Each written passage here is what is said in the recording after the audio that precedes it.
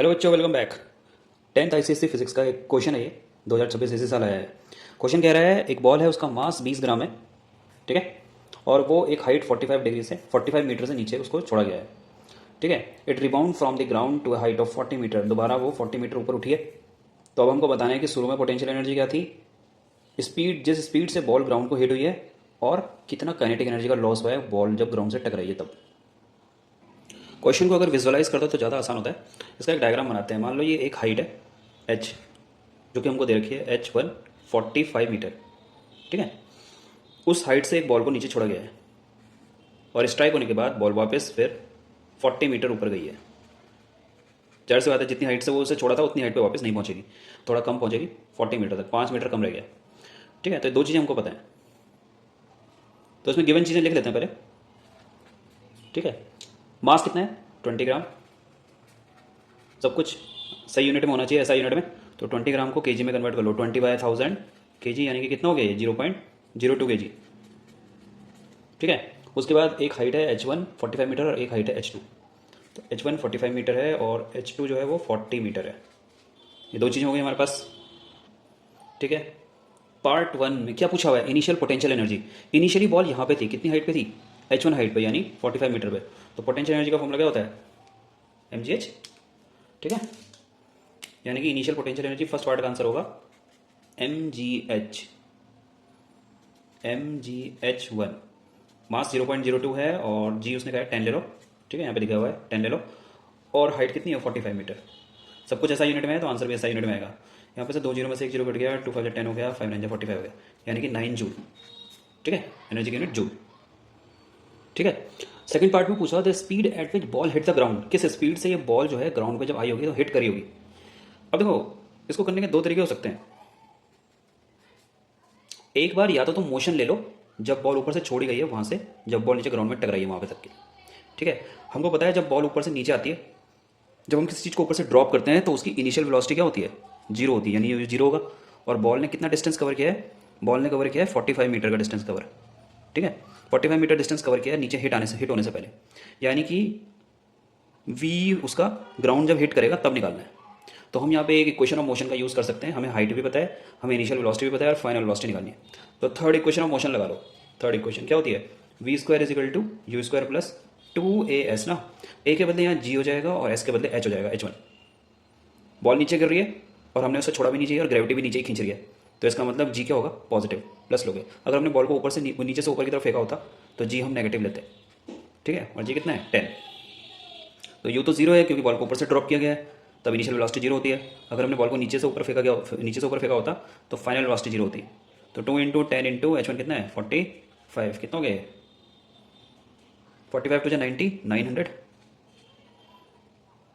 यानी कि v हो गया √900, यानी कि 30 मीटर पर सेकेंड, ठीक है। तो इसका आंसर आ गया 30। लेकिन इसी क्वेश्चन को तुम एक और तरीके से भी कर सकते हो। यहाँ पे एक और चीज़ भी लगा सकते हो। देखो, अगर आपको एक ही क्वेश्चन करने के मल्टीपल तरीके आते हैं तो इससे बड़ी बात फिर कुछ नहीं हो सकती, यानी कि आपको अच्छे से क्वेश्चन आता है। यहाँ पे हम क्या कर सकते हैं,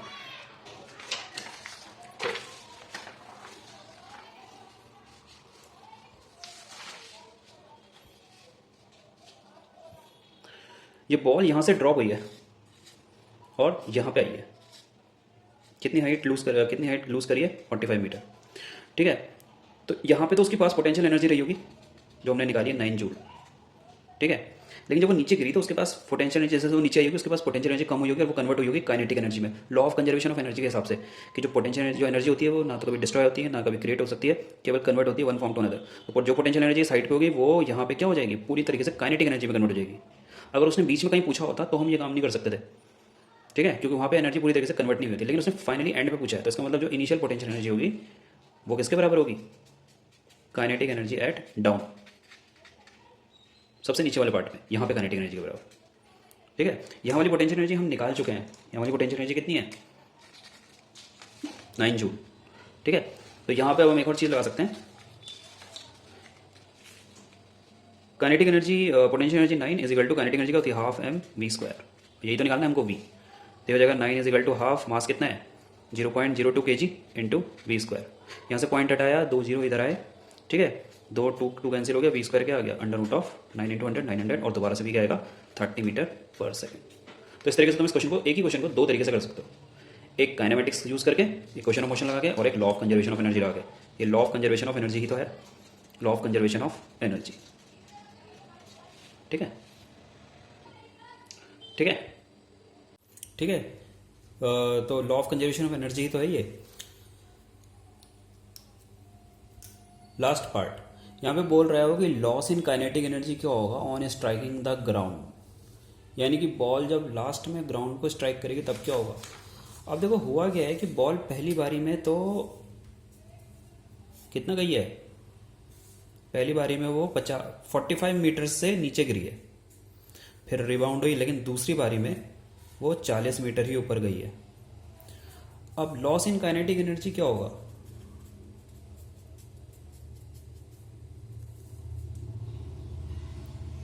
देखो पहली बारी में पोटेंशियल एनर्जी कितनी थी, 9 जूल। जब वो बॉल नीचे आई होगी, ग्राउंड पे टच होने वाली होगी, तब भी उसकी एनर्जी 9 जूल ही होगी, क्योंकि law of conservation of energy के हिसाब से पोटेंशियल एनर्जी जो है वो पूरी की पूरी काइनेटिक में कन्वर्ट हो चुकी होगी। तो 9 जूल उसकी शुरू में थी, ठीक है, इनिशियल। तो kinetic energy final minus kinetic energy initial. Kinetic energy जो इनिशियल थी वो क्या थी, यही 9 जूल।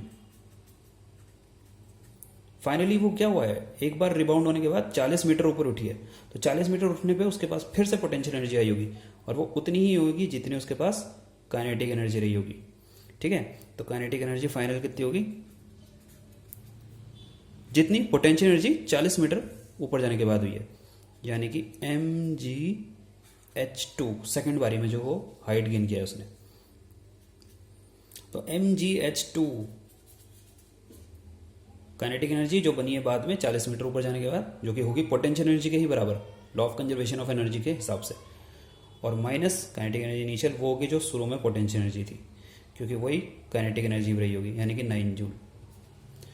मास कितना है 0.02, जी कितना है 10, और दूसरी बारी में हाइट कितनी है 40 माइनस 9, कितना हो जाएगा, पॉइंट हटाओ नीचे 0 0, एक जीरो घट गया, एक और जीरो घट गया, 4 2 8 हो गया, 8 माइनस 9 बोल लो, -1 जूल।